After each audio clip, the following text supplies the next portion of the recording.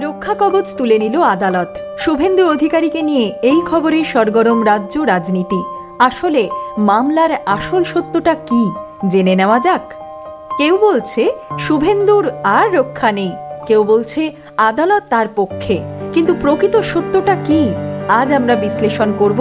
শুভেন্দু অধিকারীর বিরুদ্ধে আসলে কতগুলো মামলা ছিল, আদালত কি বলেছে, আর রক্ষা কবচ কথাটার মানে কি। শুভেন্দু অধিকারী একসময় তৃণমূল কংগ্রেসের গুরুত্বপূর্ণ দাপুটে নেতা ছিলেন, নন্দীগ্রাম আন্দোলনের মুখ, পরবর্তীতে বিজেপিতে যোগ দিয়ে পশ্চিমবঙ্গের বিরোধী দলনেতা। তার রাজনৈতিক উত্থান যেমন নাটকীয় তেমনই বিতর্কিত। 2021 সালে বিজেপিতে যোগদানের পর থেকে শুভেন্দুর নামে রাজ্যের বিভিন্ন থানায় একাধিক মামলা দায়ের হয়। এই মামলাগুলির মধ্যে কিছু অভিযোগ দুর্নীতি সংক্রান্ত, কিছু প্রশাসনিক পদে থেকে অপব্যবহার, কিছু রাজনৈতিক সহিংসতা সংক্রান্ত।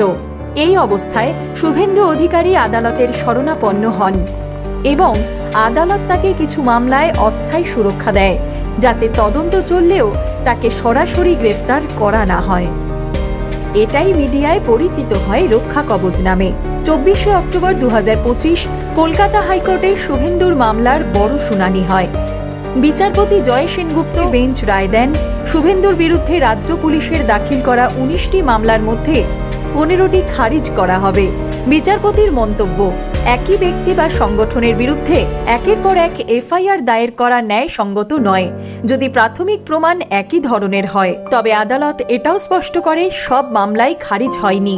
4টি মামলা যেখানে তদন্তে কিছু প্রাথমিক উপাদান পাওয়া গিয়েছে, সেগুলি আদালত বিশেষভাবে গুরুত্ব দিয়ে একটি যৌথ এসআইটি গঠন করে তদন্তের নির্দেশ দেয়।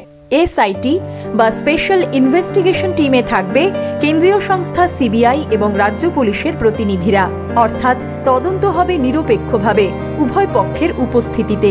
এখন প্রশ্ন, আদালত কি শুভেন্দুর রক্ষা কবচ তুলে নিয়েছে? প্রকৃত অর্থে রক্ষা কবচ নামে আদালতের কোনো নির্দিষ্ট আইনি পদই নেই।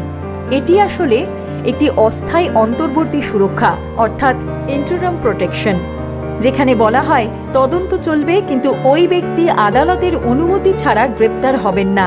আদালত বলেছে এই ধরনের সুরক্ষা অনির্দিষ্টকালের জন্য চলতে পারে না, তাই আদালত আগের দেওয়া অস্থায়ী সুরক্ষা তুলে নিয়েছে।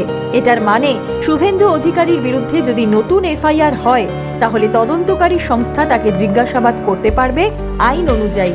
রায়ের পর রাজনৈতিক মহলে শুরু হয়েছে প্রবল প্রতিক্রিয়া। তৃণমূল কংগ্রেস বলছে আদালত শুভেন্দুর রক্ষা কবচ তুলে নিয়েছে, মানে তদন্তের রাস্তায় বাধা নেই। অন্যদিকে শুভেন্দু অধিকারী বলেছেন, আমি আদালতের প্রতি শ্রদ্ধাশীল, আমি বরাবরই তদন্তে সহযোগিতা করেছি। রাজ্য সরকার আমার নামে রাজনৈতিক প্রতিহিংসা থেকে একের পর এক এফআইআর করেছে, এখন আদালত তা ন্যায়সঙ্গতভাবে খারিজ করেছে। দুই পক্ষের মন্তব্যে সাধারণ মানুষের মধ্যে বিভ্রান্তি তৈরি হয়েছে। কেউ ভাবছে শুভেন্দু বড় বিপদে, কেউ বলছে তিনি সম্পূর্ণ মুক্ত। বাস্তবে সত্যটা মাঝখানে। এই রায়ের মাধ্যমে আদালত একাধিক গুরুত্বপূর্ণ বার্তা দিয়েছে। প্রথম বার্তা, বিচার প্রক্রিয়ায় কোনো ব্যক্তি বা দলের প্রতি পক্ষপাত করা যাবে না। দ্বিতীয় বার্তা, আইন সবার জন্য সমান, তা সে বিরোধী দলনেতা হোক বা সাধারণ নাগরিক।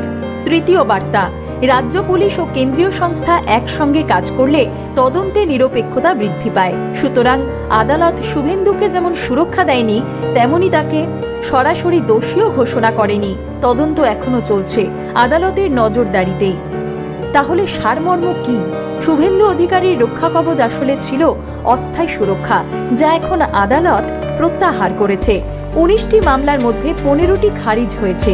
4টি মামলায় গঠিত হয়েছে সিবিআই রাজ্য পুলিশের যৌথ এসআইটি, অর্থাৎ আদালতের বক্তব্য পরিষ্কার, আইনের চোখে সবাই সমান। তাই রাজনৈতিক দাবি দেওয়া বা প্রচারের বাইরে গিয়ে আমাদের উচিত তথ্যভিত্তিক বোঝাপড়া গড়ে তোলা।